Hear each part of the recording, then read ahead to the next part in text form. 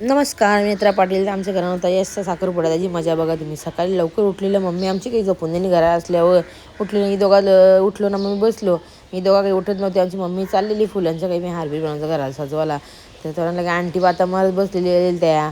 मग ही गेलो खाली तर बघते ती तयारी काही नाही चालली रांगोली भराभरी ना. काका झोपलेला तो फुलांचे लवकर चल द्या ना म्हणून येली पोऱ्याला जेऊ. मग लगे आता पोऱ्या पण अंगठा चुकतो आणि याला गेलो उठवाला तर यो झोपले. नवरदेवाला चल रेडी हो आपल्याला मंदिरात जातो. चला थांबा बोलते मंदिरात जायला. मग आम्ही मंदिरात जायला रेडी होलो. मंदिरात जायला खाली बघते तर आमच्या मम्मीचे कपडेच कुठं तरी वॉशिंग मशीनमध्ये कपडे पटत नाही ना. जेते एकटीच कुठीत कपडे. मग आम्ही निघलो तिथे जावायला तर मम्मीचे कपडे काही धुतले नव्हते याच होती. मग आम्ही पोचलो मंदिराजवळ. तशीच काकीन घेतले रांगोले बिंगोलं करीत तर आम्ही लागलो व्हिडिओ करीत. किंवा आमचा म्हणजे देवशालूमध्येचं मंदिर असं फुल फेमस नवसा विसा फुल येतं लोक तसं काही नाही. आमची नवसाला पावणारी शेलू माता आई बघा कशी मस्तपैकी दिसते. मग तिथून आम्ही लगे विठ्ठल रखुमाईच्या मंदिरात गेलो. तिथं गेलो त्यांचं दर्शन घेतलं. मस्त आमच्या मंदिराचं रेनोव्हेशनचं काम चालू होता.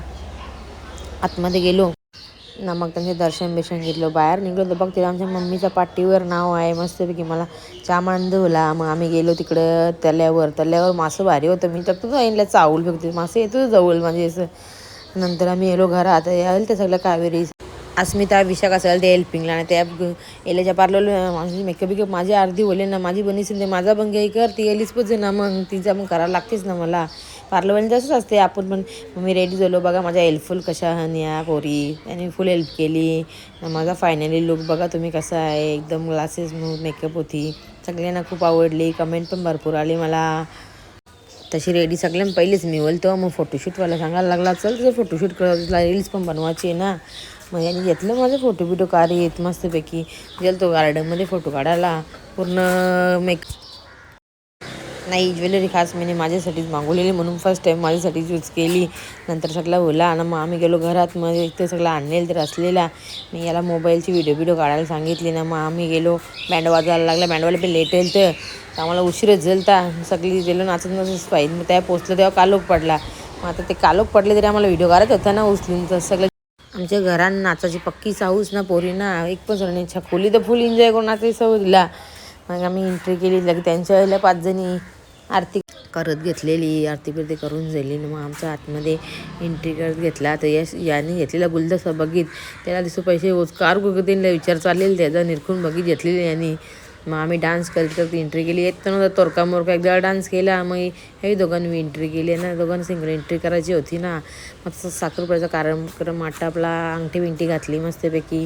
मग लगे फोटोशूट झाले. मग यांचं केक कापाचा लास्टचा फंक्शन चालू झाला ना. आम्हाला त्या सोसायटीनं बँडवाजाची या नव्हती ना. तर 11 वाजेपर्यंत काय तर नाचत होतं. मग यावी 11:30 वाजेपर्यंत काय तरी नाचा रे बाबा. एकदा बँडवाल्याचे पैसे तरी भेटले म्हणजे बँडवाली मग काय गायब होत होते एकसारखी.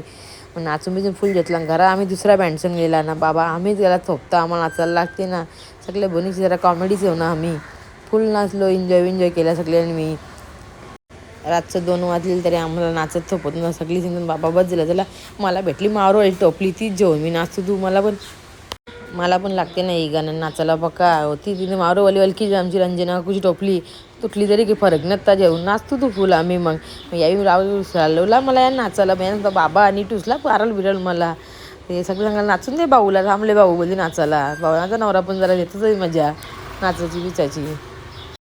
मग फटांगड्यांची माल होती घेतली गायला झारे पेटवा. शानला वाटला खराच मावशी पेटवून देईल. बाबांनी कांदा पेटी करून फेकली ना. आम्ही अशीच घरा पोचलो. चला बाय बाय. कसा ब्लॉग काढला नक्की सांगा.